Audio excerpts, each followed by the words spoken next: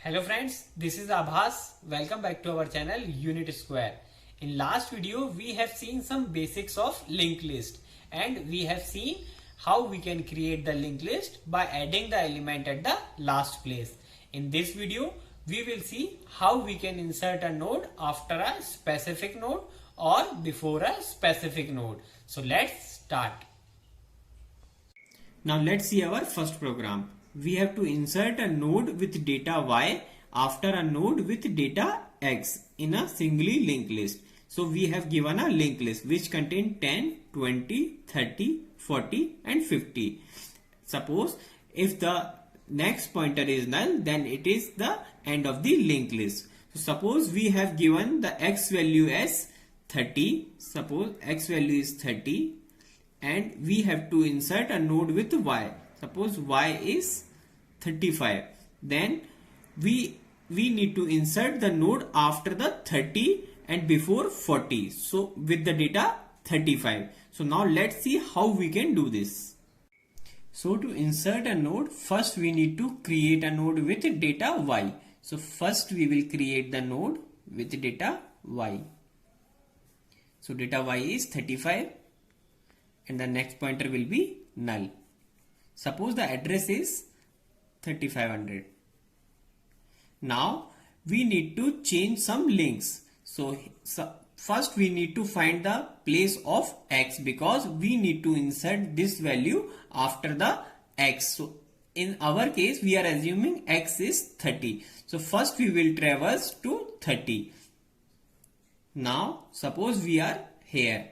Now we need to change some links to insert this node. So in the place of 4000 we need to put the address of our new node.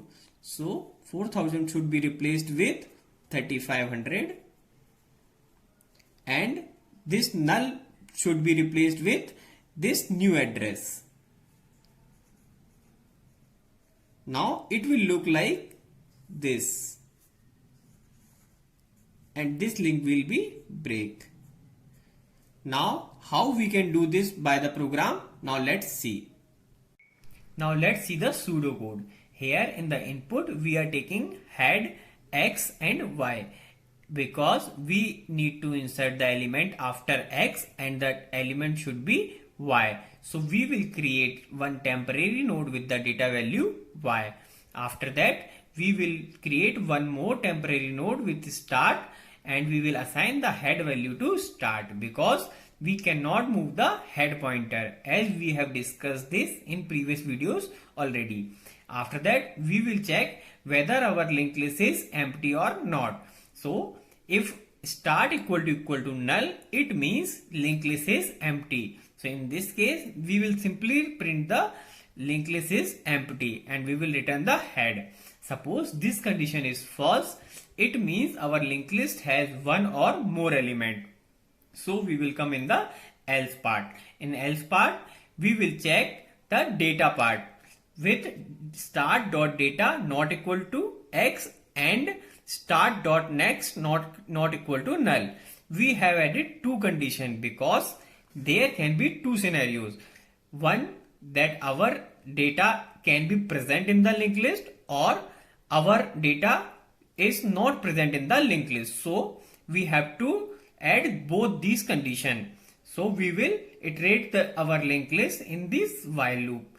So after that we will come out of the while loop with any of these conditions. So we need to check with which condition we have come out of this while loop. So with this if condition we will check that if start.data equal to x, then we need to insert our element.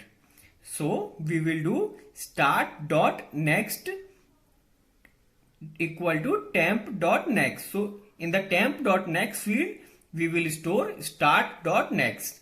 Suppose here you can see in the linked list we are here. So our start pointer is at 30. So start.next is 4000. So we will store this 4000 to temp.next. So this is our temporary node.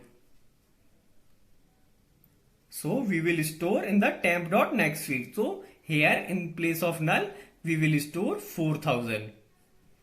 After that, we will store the address of temp to start.next. So temp is 3500. So we will store this in start.next field. So start is this. So in this field, we will store 3500. This one.